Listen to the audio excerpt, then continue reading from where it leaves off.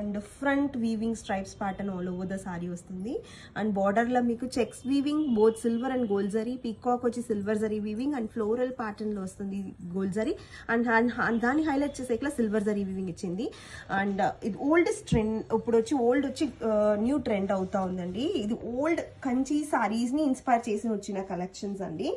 And చాలా బాగుంటుంది wear చేసుకుంటే, సిల్క్ సారీ లాగానే ఉంటుంది. కాంబినేషన్ కూడా సిల్క్ సారీ కాంబినేషన్ అండి.